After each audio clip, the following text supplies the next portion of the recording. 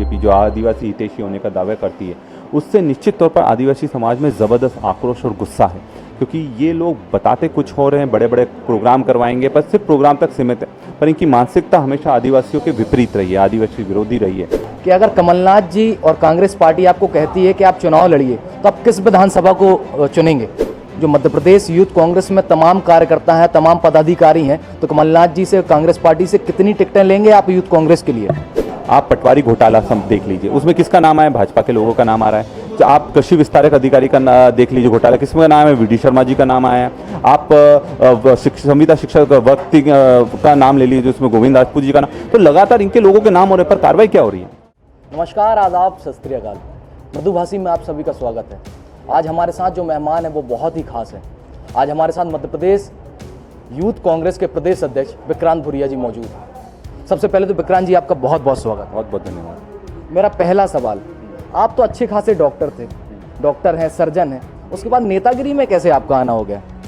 देखिए, डॉक्टर और सर्जरी मेरा पैशन था और निश्चित तौर पर लोगों की जान बचाना, उनके जख्मों पर मलहम लगाना, ये हमेशा से हमारा उद्देश्य भी रहा है। और जिस तरह से आज समाज को जिस चीज़ की ज़रूरत है, ये उसके साथ में न्याय करने वाली चीज़ है। राजनीति में आना पहले मेरा उद्देश्य बिल्कुल नहीं था, और राजनीति में जब मैं मास्टर्स कर रहा था सर्जरी में, और जब हमारे चुनाव होते थे, जूडा एक बहुत बड़ा संगठन है मध्य प्रदेश में जो जूनियर डॉक्टर्स का है, उसका सबसे पहले मेरे को इंदौर का अध्यक्ष बनाया गया, और उसके एक साल बाद 2010-11 में मुझे प्रदेश का अध्यक्ष बनाया। तो उसी समय से ये शुरुआत थी कि छात्र राजनीति में लोगों के लिए लड़ना, छात्रों के लिए लड़ना और डॉक्टर्स की लड़ाई लड़ना पूरे मध्य प्रदेश में। उससे धीरे धीरे हम आगे बढ़ते गए, और आज आपके सामने है कि आज जिस तरह से जो भी मैं योगदान दे सकता हूँ राजनीति के माध्यम से, वो देने का प्रयास कर रहा हूँ। उस समय हम मरीजों की सर्जरी करते थे, अब राजनीति की सर्जरी कर रहे हैं। अच्छा, एक बात बताइए विक्रांत जी, आप जब कॉलेज के दिनों में पढ़ते थे या स्कूल में पढ़ते थे, तो आपके पिताजी तो वैसे भी विधायक थे, मंत्री रहे हैं, तो आपको कुछ अलग से इंटेंशन मिलता था कि जैसे नॉर्मल बच्चों को मिलता है उस तरीके से ही आपको देखा जाता था? देखिए, उसमें क्या है कि जैसे मेरा जो एजुकेशन हुआ है डेली कॉलेज में हुआ है 12th तक का, और जितने भी ऐसे जो परिवार हैं जो बड़े परिवार माने जाते हैं, उन सब के लोग वहाँ पढ़ते थे, तो वहाँ कोई ऐसा स्पेशल ट्रीटमेंट नहीं मिलता है, क्योंकि सभी समान हैं, सभी एक जैसे हैं। और जब MBBS में आए, वहाँ तो आपको अपनी पढ़ाई के दम पर, अपनी जो मेहनत है उसके दम पर अपना लोहा मनाना रहता है। तो ऐसा नहीं होता है कि आपको विशेष उसमें किसी तरह का मदद मिलती है, पर हाँ, लोगों को पता रहता है, तो उनका एक देखने का नज़रिया रहता है। बट अपनी तरफ से जो हम मेहनत करते हैं उसके आधार पर हम पढ़ाई करते हैं, मेहनत करते हैं, कॉम्पिटिटिव एग्ज़ाम क्लियर करते हैं, और यही आपकी सबसे बड़ी पूंजी रहती है। चलिए, आप करते हैं राजनीति की बात। जब आपने यूथ कांग्रेस का चुनाव लड़ा तो आपके सामने संजय यादव, विवेक त्रिपाठी, हर्षित गुरु, तमाम बड़े नेता थे जो आपके काफ़ी खास मित्र भी रहे। क्या चुनाव के बाद जब आप चुनाव विजय हुए तो उनसे दोस्ती यारी में कुछ खटास आई कि अभी भी पुरानी दोस्ती है?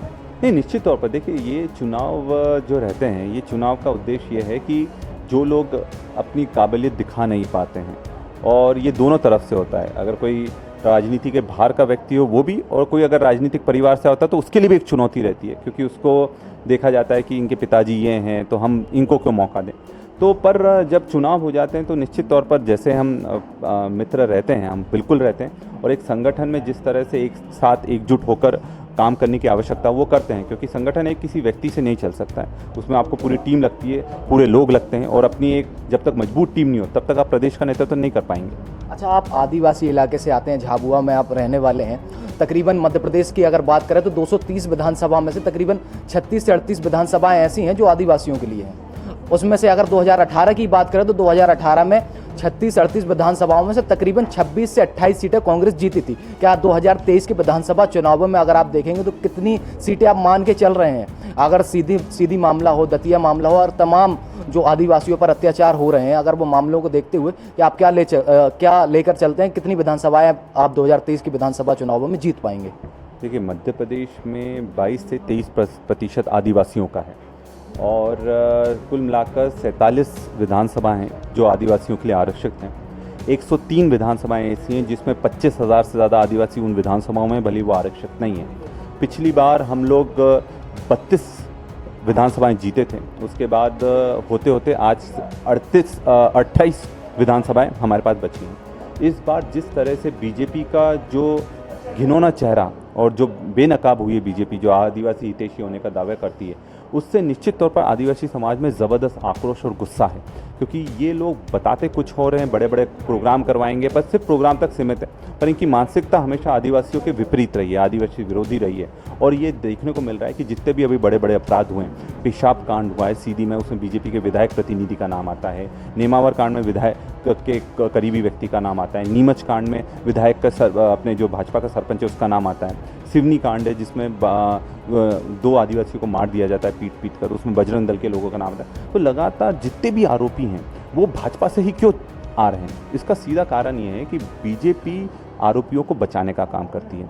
जो ऐसी विचारधारा रखते हैं, आदिवासी विरोधी विचारधारा रखते हैं, उनको बचाने का काम करे। और इस कारण से अत्याचार जो मध्य प्रदेश में हो रहे हैं वो कम नहीं हो रहे हैं, वो बढ़ते ही चले जा रहे हैं। और यही कारण है कि मध्य प्रदेश में जो आदिवासियों पर अत्याचार हो, पूरे देश में मध्य प्रदेश नंबर 1 पर आ गया है उसमें।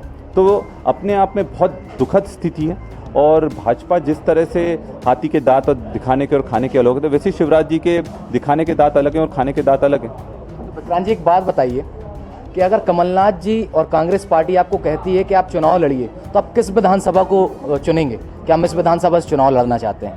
नहीं, देखिए, पिछली बार भी पार्टी ने मुझे झाबुआ से चुनाव लड़ने का मौका दिया था और निश्चित तौर पर हमारी तैयारी पूरी रहती है कि जैसा भी पार्टी का आगे आदेश होगा और उसी के आधार पर हम लोग बिल्कुल काम करेंगे। जो ज़मीनी स्तर पर हमको संगठन मजबूत करना है, सिर्फ विधानसभा ही नहीं, जो झाबुआ जिला है और रतलाम लोकसभा है, उसको मजबूत करने का हम लगातार ज़मीन पर काम कर रहे हैं।